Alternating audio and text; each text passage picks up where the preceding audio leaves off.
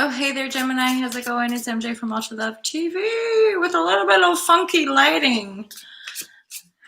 The sun is coming up on this fine day.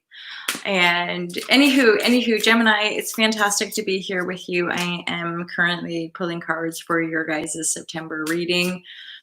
I say this, I think, every time, but the North Node is in Gemini, so there's a lot of focus on the higher base tone energy of the construct of Gemini. So having our ability to hold space for our dualistic nature and increasing as a humanity, increasing our discernment, and also letting go of grandiose, fantastical ideas as part of the releasing of the South Node in Sagittarius.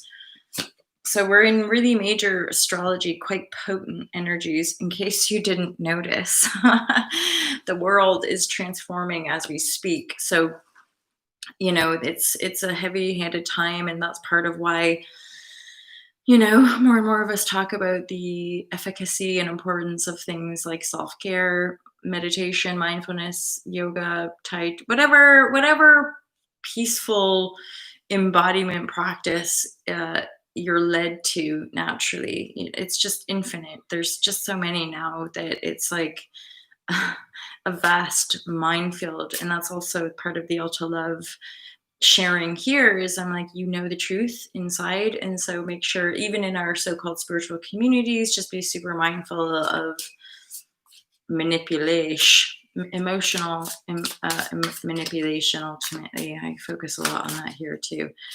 I have a book called The Fearless Life Guide, in case any of you guys feel like buying it. You can get it from Amazon, Audible, and Kindle. I've also done the Audible recording, so you can buy the book if you're interested in doing that transformational work. Super empowering. It's also really quite profound and intense, like doing that level of emotional work for yourself. It's probably not for everybody, but Gemini.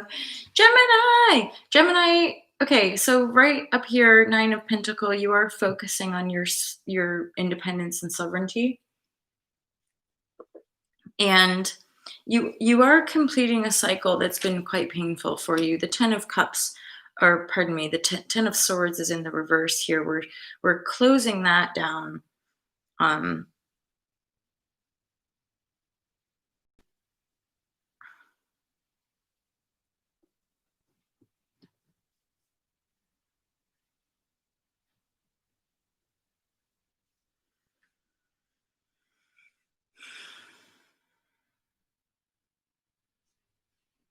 Okay. So down the middle here, I'm gonna take this as like the mid-month point, is that we go into a bit of a forced hermit mode for grief. And this is the Five of Cups and the Hermit. So there's, you know, Gemini, with that Ten of Swords, we have these two knights that are like rushing in. And I feel that has maybe something to do with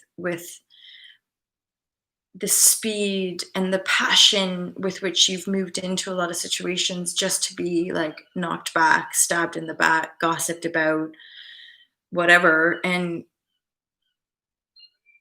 you're just a bit like, whoa, this is intense. And then so you're feeling, so by the time we get into this middle of the month, you're it's almost like you're forced to take time for yourself because the emotion is so intense.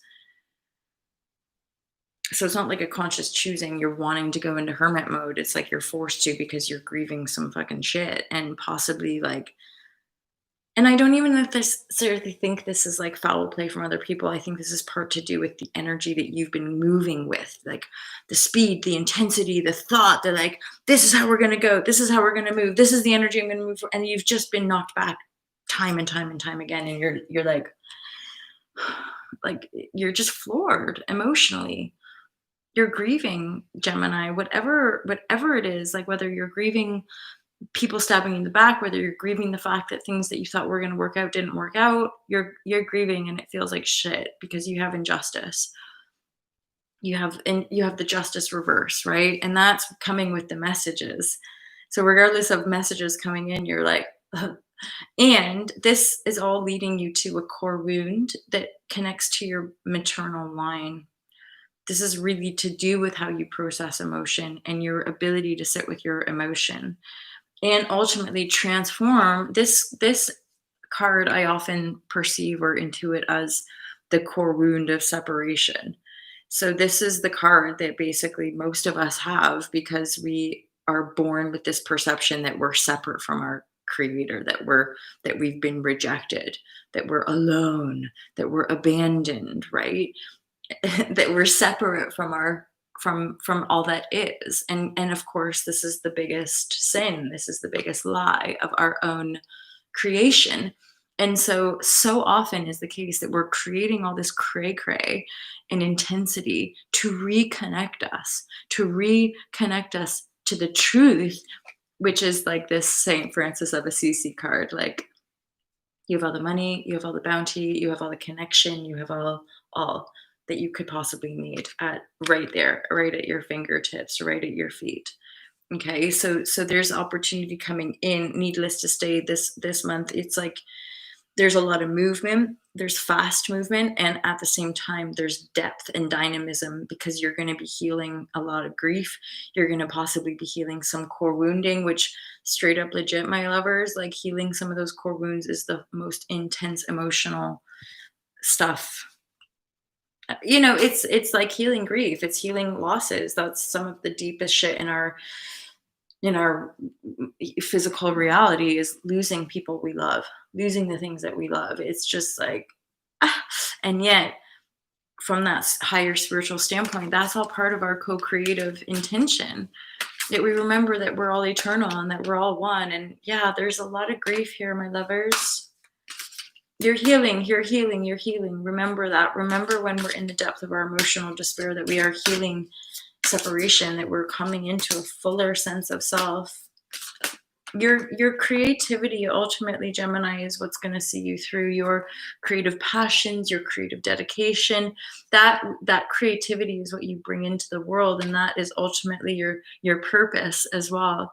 For some of you, I feel like you know this already. You know that it's your creative life, that your creative juice is what's, what you're here for. What you're here for. You're here to bring that creative elixir into the fray. So, and then finally, for some, look, there's two. All right. So for some of you, I feel this violet flame is an energy, again, depth of emotional clearing.